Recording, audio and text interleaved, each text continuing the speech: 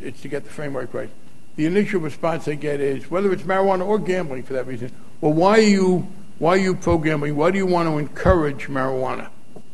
And there is, of course, a fundamental misunderstanding of what ought to be the liberal approach to government. And, by the way, the conservatives who say they don't want to see the nanny state, there is this implicit notion that human activity is divided into two categories: those that the government makes illegal and those that the government encourages. And it is a theory. If it's not illegal, you must be encouraging it. And, of course, in a free society that we want to live in, there are three categories. There are things that we make illegal, I believe, essentially because they harm other people. That is, they are acts by someone that inflict damage on others. Then there are things we want to encourage, a small number of things. I think the government might want to encourage some exercise and stuff. And then there is the whole rash of human activity, which should be none of the government's business.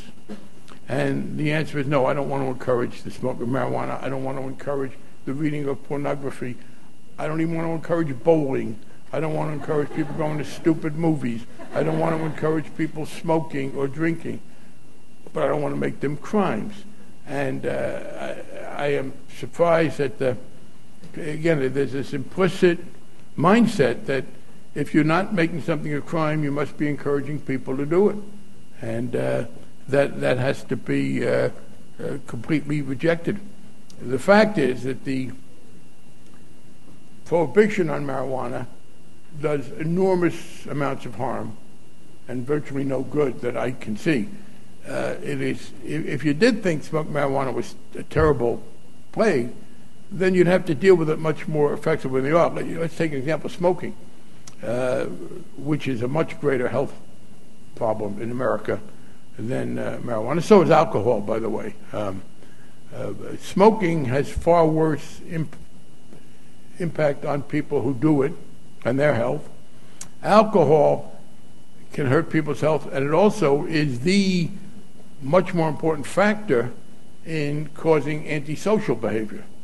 And I've said, I talked to police officers about this.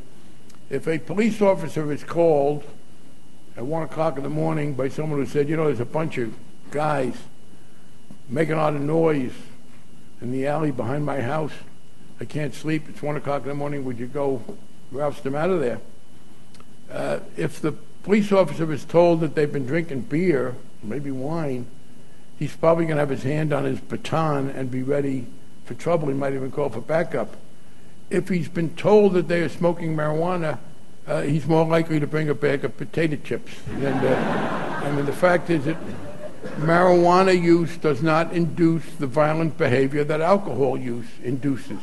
It does not lead to any social behavior, although there's an interpretation of that. Richard Nixon appointed a commission in the 60s. He became president in 68. There was a President's Commission on Marijuana, and they were clearly trying to find reasons to continue the prohibition. There was a period back then when it looked like there was some more support for making it legal.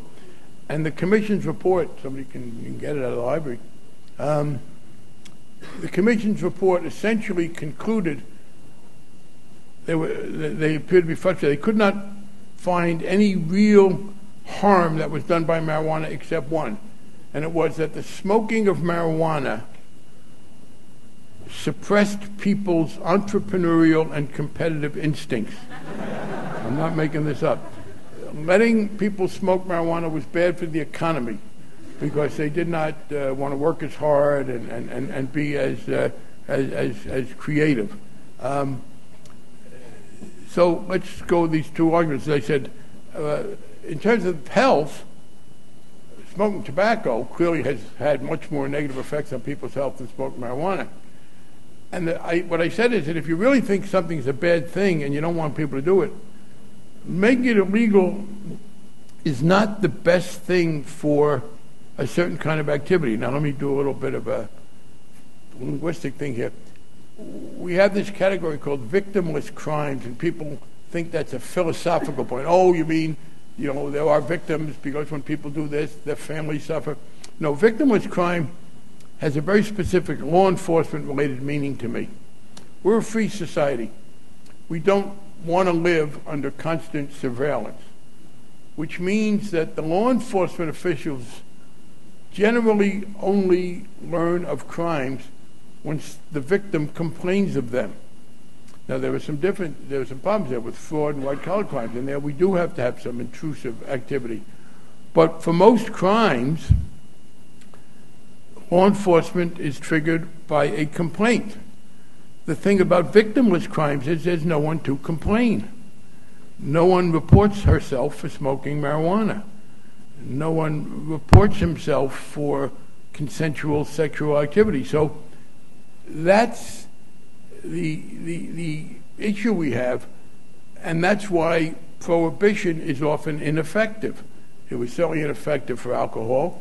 It is ineffective for marijuana. In other words, I'm saying even if you believe that smoking marijuana is a terrible plague, you should be even less satisfied with the status quo than I am, because I recognize a lot of people who aren't 19-year-old Hispanic kids can smoke marijuana and no one will bother them much.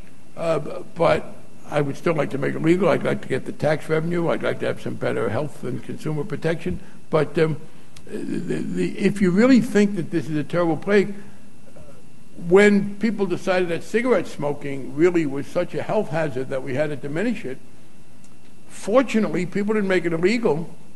They began a series of educational campaigns of compelling things on the advertising.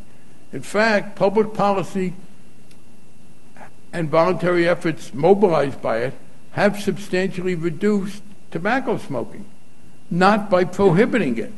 Prohibition would have been ineffective. So when you were dealing with these victimless crimes, victimless in the sense that they are voluntary behavior that no one is going to tell the cops about, even if you make it illegal, so what? The cops, the people who are supposed to enforce it, are never going to know it.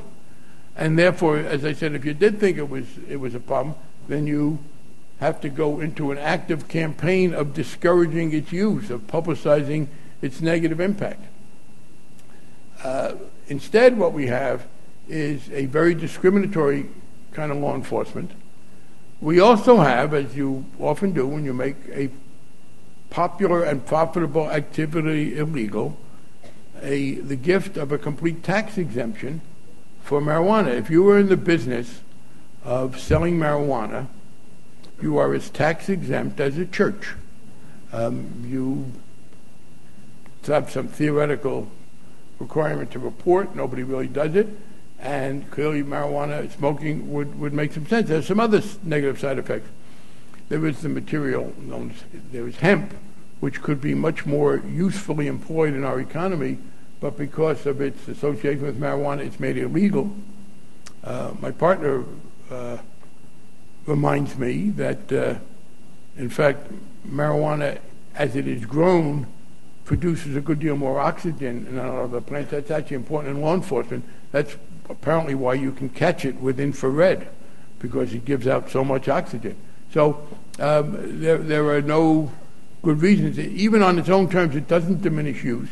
Though there is, of course, the argument that, well, it leads to other drugs because it's kind of in the same category as cocaine and heroin and angel dust. And no, it isn't, except in one way, by our making it illegal. The only thing marijuana use has in common with these other things is that the law treats them as if they're the same. There's step 1 and step 2 and step 3. In people's experience, that isn't the case. And it has been the case, too, that there are people incarcerated for it, arrested for it. One other argument that